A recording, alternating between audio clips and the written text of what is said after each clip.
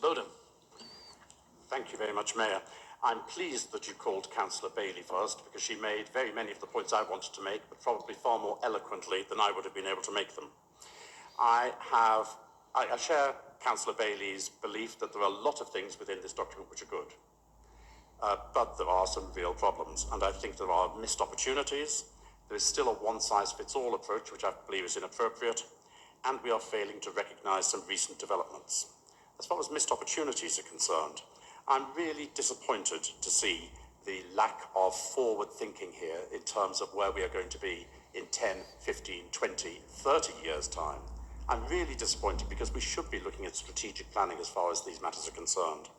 When the previous mayor put me in charge of the strategic planning post within the combined authority, I was, and I think to this day I'm probably still the only member of this board who's openly said and advocated that there is a limited time for private motor cars to be utilised in this country and in this area. The economic justification for continuing to have private motor cars has a limited shelf life, and we need to be planning for that. But we also need to be recognising how that's going to happen. And that's why I was so disappointed to see, even after the comments which have been made previously, that there is relatively little, there's only a few small passages talking about connected and autonomous vehicles and talking about smart roads. What this document does, it provides yesterday's solutions for today's problems rather than looking for tomorrow's opportunities to address tomorrow's challenges. And that is very disappointing in terms of its overall scope. The one-size-fits-all problem has been made before, and the fact that there are various appendices in here for each individual area doesn't change what's in the LTCP strategic document, which is the important document. And yes, the wording has been changed, as Cllr Bailey has said. Some of the specific advocacy of things like road charging is no longer mentioned. But we see words such as fiscal measures in there, which are just weasel words, making it quite clear that the intent remains the same, even if some of the more objectionable individual words have been removed.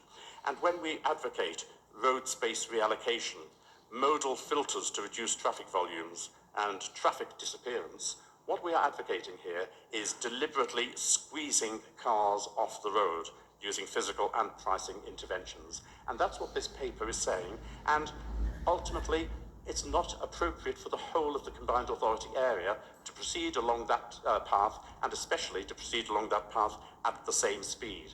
And if individual district councils had the opportunity to have a real say in the progression of this document, I'd be far less unhappy, because what's appropriate in Cambridge City isn't appropriate in Fenland, but we nevertheless could and should have the ability, as a combined authority, supposedly of constituent councils, to be able to influence that effectively.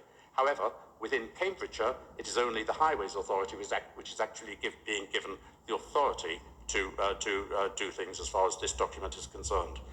And then when we look at failing to recognise the recent developments which have happened, I'd look at page 28 and what the document says about buses. And it says, and I'll slightly paraphrase this, achieving the desired outcomes will rely on the delivery of a programme of evidence-based interventions. Significant capital and revenue funding sources will need to be identified from various sources to reach our ambition. And that specifically included the Greater Cambridge Partnership Making Connections project. Now, already this document, even in its current form a few months ago, was very worrying because it failed to identify where most of the money was going to be coming from to push forward the agenda for the document as a whole. But in the last few days and weeks, if I'm to believe what I read in the Cambridge Independent at least, it looks as though one of the mainstays of what was being planned for the financing of it, that is the Making Connections project, is falling apart. Now, I don't know the truth of all of this. We'll only find out when various meetings take place in the forthcoming days and weeks.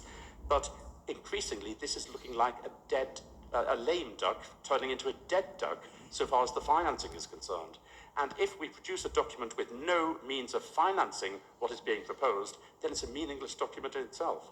I can't in its current form support this, but I want to support a lot of the very good things which are within it, and I do hope that we'd be able to have some degree of consensus in future means of which we'd be able together to be able to move forward with all the positive things here. But in its current form, especially given that it's not financed, and especially given that the war on motorists continues to be mentioned within this, I wouldn't be able to support it. And just on that point on war on motorists, which I mentioned at a previous meeting, and I know you reacted to, Mayor, but I took that out to my electors and said, this is what's happening. And I was surprised by their reaction. They didn't actually agree with me that this is an ideological matter. They saw it as being a simple matter of the authorities, by which in this case they meant the mayor and the combined authority, the authorities looking at every way they can just to tax more and to put more burdens on ordinary working families, and they saw motorists were being regarded as being a soft touch. So that was the reaction I got back from the people in Whittlesea, and I thought that reaction may be helpful to you, Mayor, in my reporting it back to you.